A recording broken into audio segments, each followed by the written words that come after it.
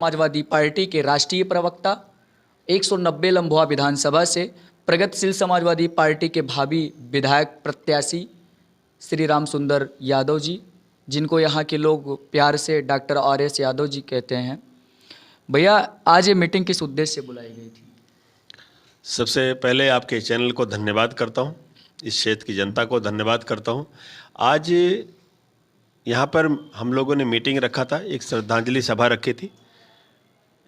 18 नवंबर 1962 के अंदर एक युद्ध हुआ था, भारत चाइना युद्ध हुआ था।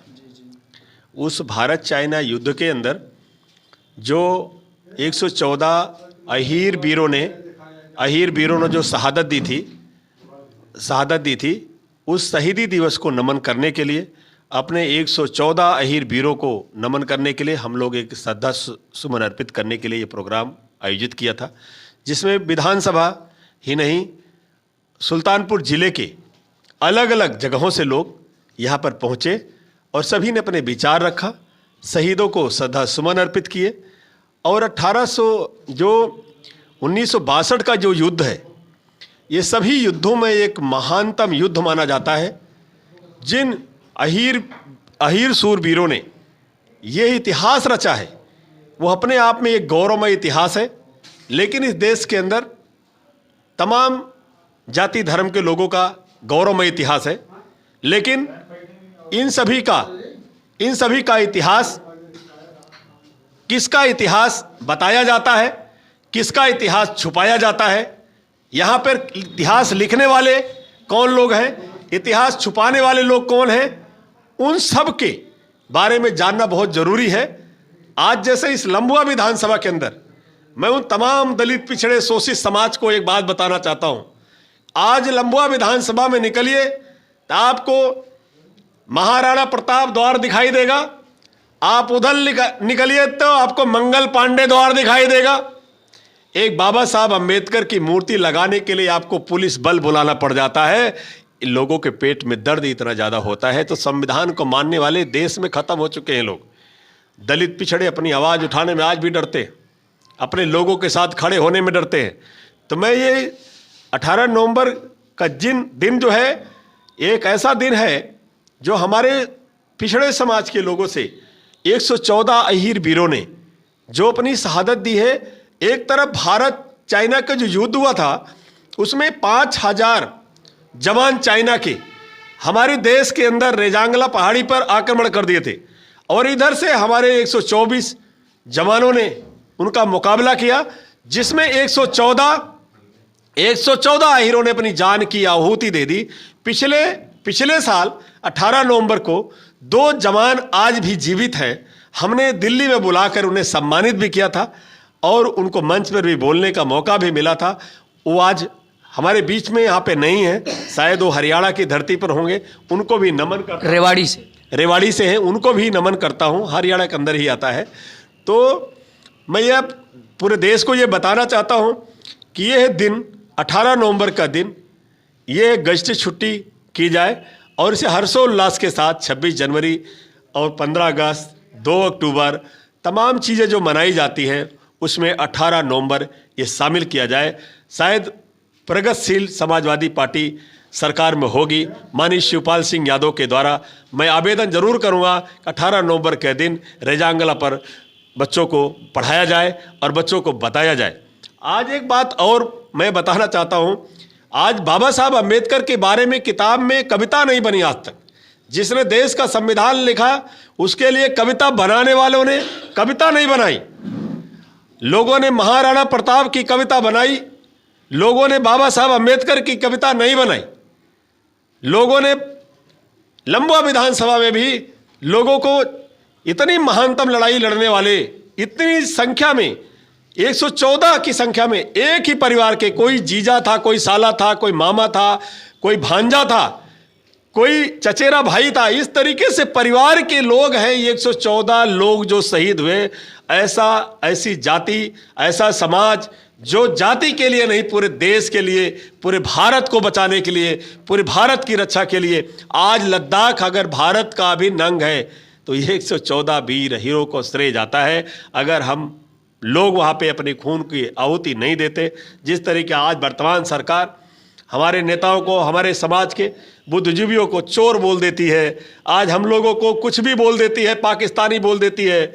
हम लोग हमेशा दबे कुचलों का साथ दिए हैं, हमेशा हमारा इतिहास रहा है, हम लोग कृष्ण के वंशज हैं, हम लोग हमेशा, हमने सुदामा को भी तारा है। आज सुदामा ही हमारे पे आक्रमण कर देते हैं, आज सुदामा है हमारे कपड़े देखने लगते हैं, हमारी गाड़ियां भी देखने लगते हैं। उन सुदामा को तारने वाले ही अहीर समाज के श्री कृष्ण भगवान हैं। एक सवाल डॉक्टर साहब आपसे और है कि जब से आप दिल्ली से चलकर लम्भुआ आए हैं तब से आप सभी जितनी भी पार्टियां हैं सबके राजनीतिक आंकड़ों को आपने कुछ हवा अपनी तो दे ही दी है। जो आप पिछड़े और दलितों की राजनीति करते हैं, इससे कुछ ना कुछ तो खेमे में बौखलाहट तो जरूर है। प्यार से तो सांसद भी बन जाएंगे, प्यार से तो विधायक दोबारा भी बन जाएंगे। इस बार तो खैर नहीं बनेगा कोई, प्यार से तो दोबारा बनवा देंगे, लेकिन छल कपट से, बल से तो गांव के प्रधान भी नहीं बन पाएंगे। ध्यान रखना, आर.एस. यादव बोल रहा है चैनल के माध्यम से, इस क्षेत्र, इस जिले के अंदर ऐसा परिवर्तन आएगा कि ये परिवर्तन पूरे भारत में जाएगा। और प्यार से तो भाई बन के तो मैं दोबारा भी विधायक बना दूंगा किसी को, हमारे समाज के लोग भी बना देंगे, लेकिन बदमाशी से, गुंडागर्दी से तो गांव के प्रधान भी नहीं बनने दूंगा, मैं यहीं पर रहूंगा। एक अंतिम सवाल आपसे और है कि अगर आपकी पार्टी का समाजवादी पार्टी के साथ गठबंधन नहीं होता है तो आप क्या करेंगे? समाजवादी पार्टी के साथ गठबंधन के लिए हमारे राष्ट्रीय अध्यक्ष ने बोला है कि जिस तरीके से दोनों राष्ट्रीय अध्यक्षों में बात चल रही है और सब कुछ ठीक होगा। नेताजी के जन्मदिन पे बहुत सारी चीज़ें आने वाली हैं और उसको हम लोग इंतज़ार करना चाहिए, क्योंकि ये निर्णय तो राष्ट्रीय अध्यक्ष जी का है, इसमें हम लोग ज़्यादा ना बोले तो अच्छा रहेगा। बाकी है कि माननीय शिवपाल सिंह यादव ने एक बात कही है, बगैर शिवपाल के सरकार नहीं, बगैर शिवपाल के सरकार नहीं, बगैर शिवपाल के 22 में सरकार नहीं। जो सरकार होगी शिवपाल के साथ होगी, जो सरकार बनाना चाहेगा शिवपाल के बगैर नहीं आएगा। पहला मौका माननीय अखिलेश यादव को दिया है राष्ट्रीय अध्यक्ष जी ने, और अगर स्वीकार करते तो ठीक है, नहीं हम जिधर जाएंगे उधर सरकार बनेगी। मतलब अगर समाजवादी पार्टी आपको स्वीकार नहीं करेगी तो क्या आप तीसरा मोर्चा गठन कर लेंगे? हाँ बिल्कुल, तमाम दल हमारे साथ जुड़ रहे हैं, तमाम दलों से हमारे नेता की बात भी हो रही है, लेकिन मौका माननीय अखिलेश यादव के लिए रखा गया है। वो इंतजार की घड़ी लेकिन ख़त्म हो रही है, मुझे नहीं लगता कि बहुत दिन इंतजार होगा अब, लेकिन 22 नवंबर नेताजी का जन्मदिन है, तो हम सबके लिए आदरणीय है, माननीय है, वंदनीय है। उनके जन्मदिन का हम लोग इंतजार करेंगे। उसके बाद अखिलेश जी को भी सोचना चाहिए कि एक वरिष्ठ लीडर जिन्होंने धरती पुत्र मुलायम सिंह, जिसका जलवा कायम है, उसका नाम मुलायम है, शेरे हिंद मुलायम सिंह जिंदाबाद, इस नारे को बुलंद करने के पीछे माननीय शिवपाल सिंह यादव का सबसे ज़्यादा श्रेय जाता है। अंतिम सवाल आपसे और है कि जैसे कि समाजवादी पार्टी के जितने प्रत्याशी हैं बड़ी दमदारी से यहाँ लड़ रहे हैं, अगर आपकी पार्टी का अलायंस होता है समाजवादी पार्टी से तो यहाँ से टिकट क्या आपको मिल सकता है? हाँ, राष्ट्रीय अध्यक्ष जी ने बोला कि आशीर्वाद भी दिया सर पे हाथ रख करके कि बोले 190 लम्बुआ विधानसभा से आप तैयारी करिए, आप विधायक बनिए, हमारी शुभकामनाएं हैं। मतलब लम्बुआ की सीट प्रसपा को जाएगी? हाँ, राष्ट्रीय अध्यक्ष जी ने बोला है तो प्रसपा को ही जाएगी।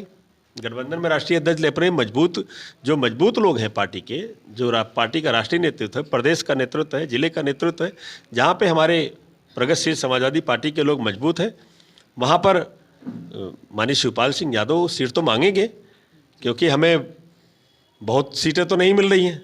जो आंकड़ा आप लोगों के द्वारा आ रहा है, हम लोगों को तो पता नहीं, लेकिन आप लोगों के द्वारा आ रहा है, कोई कुछ कह रहा है, कोई कुछ कह रहा है।